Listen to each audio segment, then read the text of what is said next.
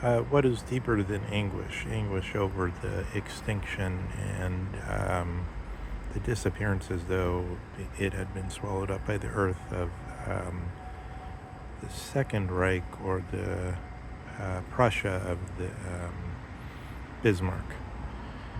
Um, Bismarck, who, however, was under the emperor.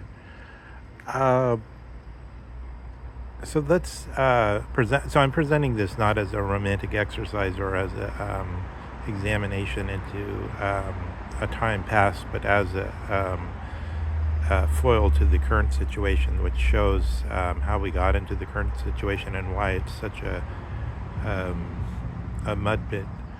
Um, so in Prussia, still of Max Weber. So let's remember that Weber has produced this Wissenschaft version of academic freedom, where he says basically there should be a veiling. And Herbert Marcuse, for instance, deep leftist, presents this view also, which is, and also on the right, you get that um, the guy on the Hoover Institute, the Scottish guy, he's horrible, but you get him pushing the same view. But the basic idea is conceal from the students what your view is on a matter, just present it as though it were neutral, and then they make their own opinions. So I think this is totally worthless. So what did they do in Prussia? Um, what they did is all the professors had to be, the political authority had to um, uh, give their supervisory stamp for any professorship, for any full professorship. I'm not sure at what point the political system came in, whether it was already for the associate professors or the so-called extraordinarius professors, or whether it was only for the, I think it was only at the time of full professorship. So for instance, Heidegger had to be certified by the state, and then when we get into all these issues of Heidegger and his connection to Nazism, the people that were actually there, like Arendt and Strauss, who knew what the system was, take a totally different view than you get from some current academics who make a career of lambasting Heidegger for his so-called Nazi association, because the university was under the supervision of the political branches, so that by courageous people staying in place, they could steer the ship even from within a regime that they thought was shouldn't be deciding on the professor. So in a way, you have a situation that reminds of the constant talk of sacking of the courts, of the jurists, but instead with professors, instead at the level of indoctrination and education to what Heidegger would have understood, as Strauss points to in the dedication to Natorp in the Sova's book, to the inner freedom, to the deep inner freedom, and in connection to the peace conference of the World War I that Heidegger talks about in that dedication. So that the issue would have been, is this individual morally, emotionally, intellectually, so not just in the narrow technical field that they teach, but in the full way, capable of doing some kind of social Wissenschaft or political policy or public policy um, research. So the same thing we have being done by totally private um, institutions, they had done by something supervised by the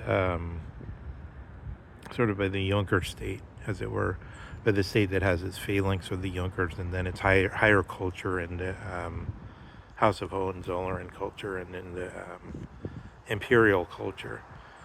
So that there was uh,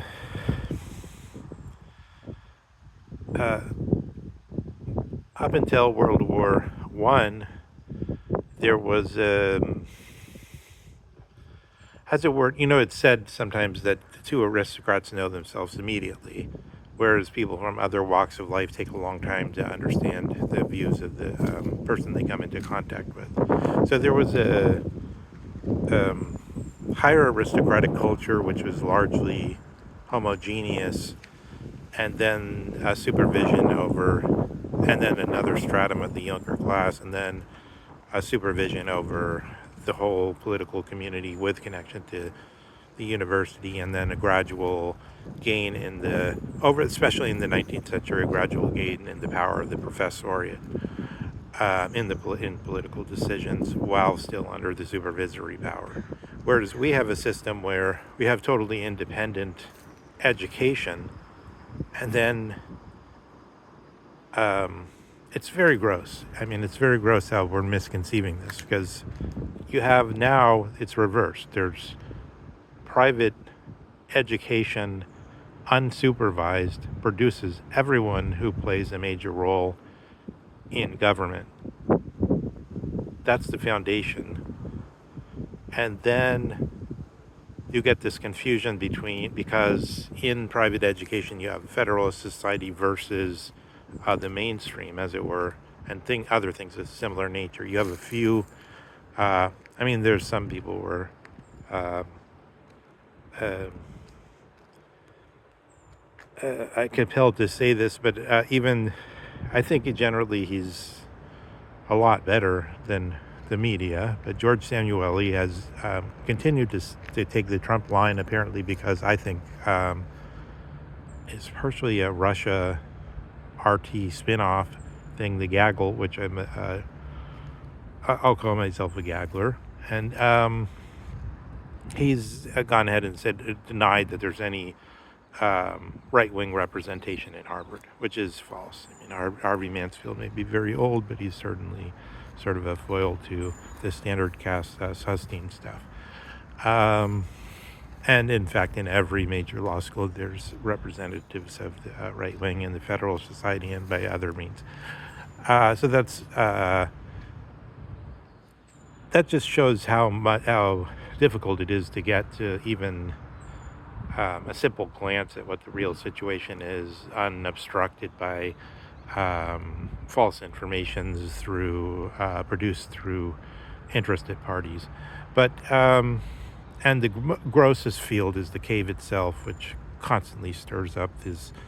I call it, heteronymous forces within. So that's the point of Heidegger. Is he wanted an education system where you could get rid of the non-authentic parts of yourself, which are represented in yourself, of the culture, and then the professors, such as himself, and Leo Strauss, or so, and that these people could, through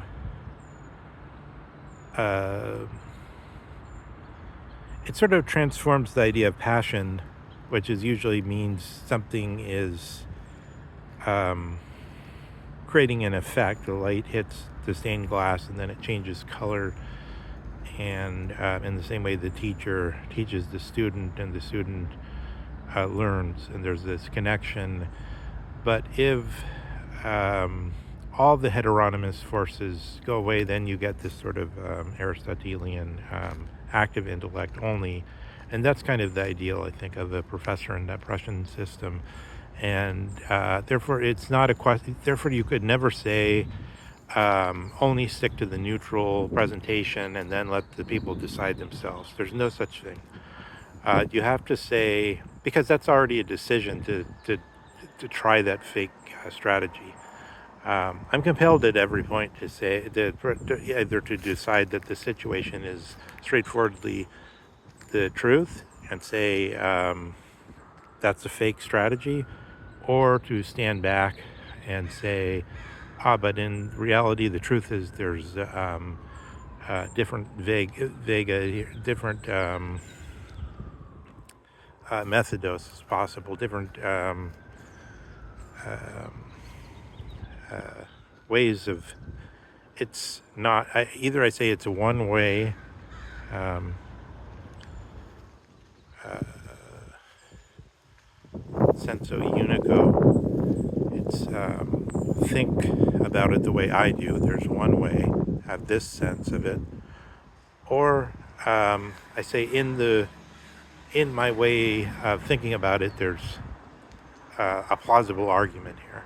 There's no way to avoid taking a glance at these kind of things and then saying how plausible is it that there's different ways to do this. And one way to do it is this phony neutralization Weber fact value way, as presented by him as a plausible way of allowing for the universities to be run.